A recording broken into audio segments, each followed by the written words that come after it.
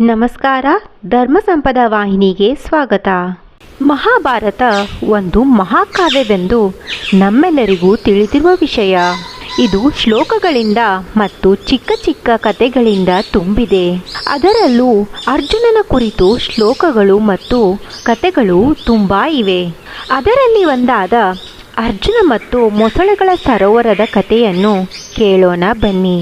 ಒಮ್ಮೆ ಅರ್ಜುನ ಕಾರಣಾಂತರಗಳಿಂದ ಪಾಂಡವರು ನಿರ್ಮಿಸಿದ ಇಂದ್ರಪ್ರಸ್ಥವನ್ನು ತೊರೆದು ವನವಾಸಕ್ಕೆ ಹೋಗಬೇಕಾಯಿತು.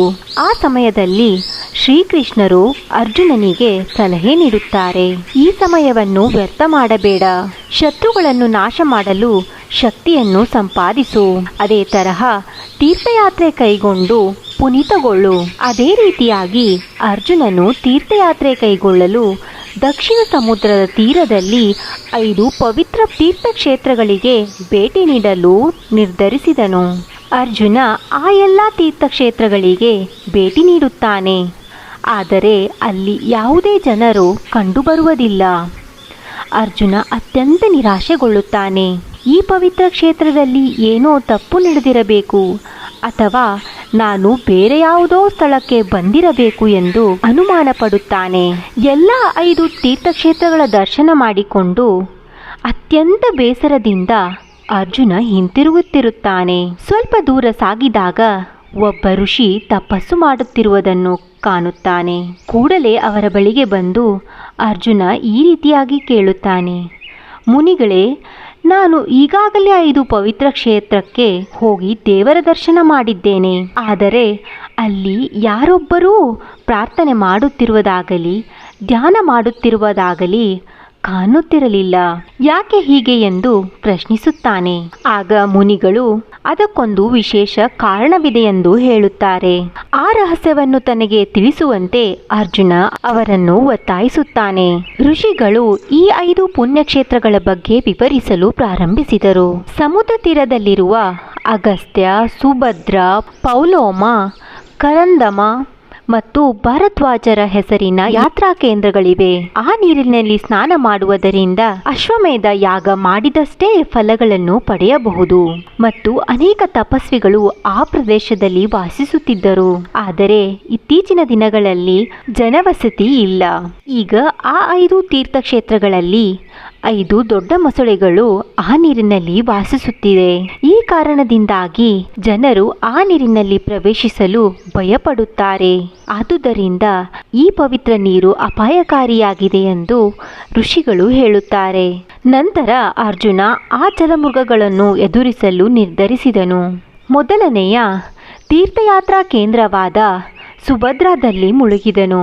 ಅವನು ನೀರಿಗೆ ಪ್ರವೇಶಿಸಿದ ತಕ್ಷಣ ಒಂದು ದೈತ್ಯ ಮೊಸಳೆಯು ಅವನ ಕಾಲುಗಳನ್ನು ಹಿಡಿದುಕೊಂಡು ನೀರಿನೊಳಕ್ಕೆ ಎಳೆಯಲು ಪ್ರಾರಂಭಿಸಿತು. ಕೊನೆಗೆ ಮೊಸಳೆ ಅರ್ಜುನನನ್ನು ತಿನ್ನಲು ಪ್ರಯತ್ನಿಸುತ್ತದೆ.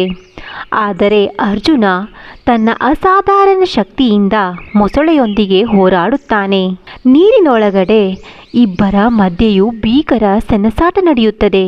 ಆಗ ಕೊನೆಯಲ್ಲಿ ಅರ್ಜುನ ಮೊಸಳೆಯನ್ನು ಸೋಲಿಸುತ್ತಾನೆ. ನಂತರ ಆ ಮೊಸಳೆಯನ್ನು ಎಳೆದುಕೊಂಡು ನೀರಿನಿಂದ ಹೊರಗೆ ಹಾಕುತ್ತಾನೆ. ನೀರಿನಿಂದ ಹೊರಗೆ ಬಂದಂತೆಯೇ ಮೊಸಳೆ ಸುಂದರ ಅಪ್ಸರೆಯಾಗಿ ಬದಲಾಗುತ್ತದೆ. ಇದನ್ನು ನೋಡಿ ಅರ್ಜುನ ಬಹಳ ಆಶ್ಚರ್ಯಗೊಳ್ಳುತ್ತಾನೆ. ಹೇ ಸುಂದರಿ, ನೀನು ಯಾರು? ಇಲ್ಲಿ ಏಕೆ ವಾಸಿಸುತ್ತಿರುವೆ? ಯಾವ ಕೃತ್ಯದ ಕಾರಣ ಇದು ಎಂದು ಕೇಳುತ್ತಾನೆ.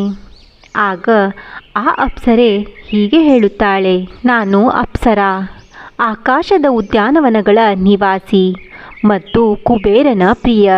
ಒಮ್ಮೆ ಒಬ್ಬ ಪ್ರಸಿದ್ಧ ಋಷಿ ಪವಿತ್ರ ಕ್ಷೇತ್ರದಲ್ಲಿ ತಪಸ್ಸು ಮಾಡುತ್ತಿದ್ದರು.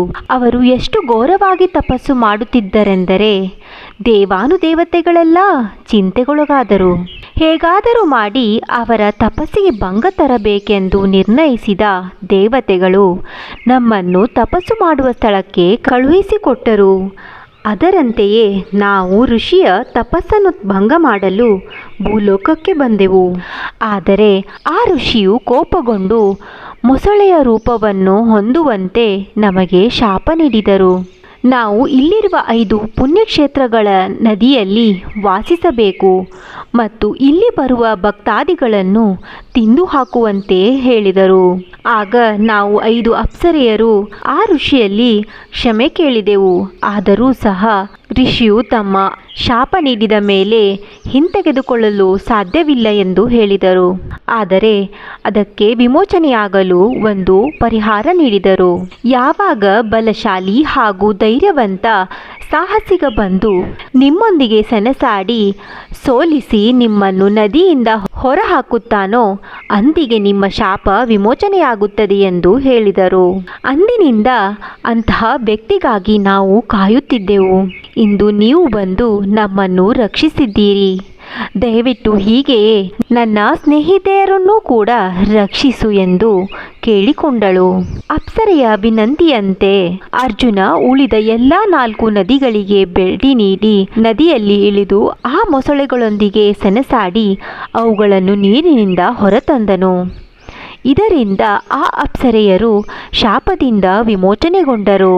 ನಂತರ ಅರ್ಜುನನಿಗೆ ಧನ್ಯವಾದಗಳನ್ನು ತಿಳಿಸಿ ಅಲ್ಲಿಂದ ಸ್ವರ್ಗಕ್ಕೆ ಹೊರಟರು. ಈ ವಿಡಿಯೋ ಇಷ್ಟವಾದಲ್ಲಿ ಲೈಕ್ ಮಾಡಿ, ಕಮೆಂಟ್ ಮಾಡಿ, ಶೇರ್ ಮಾಡಿ. ಇನ್ನಷ್ಟು ಮಾಹಿತಿಗಳಿಗಾಗಿ ಸಬ್ಸ್ಕ್ರೈಬ್ ಮಾಡಿ. ಧನ್ಯವಾದಗಳು.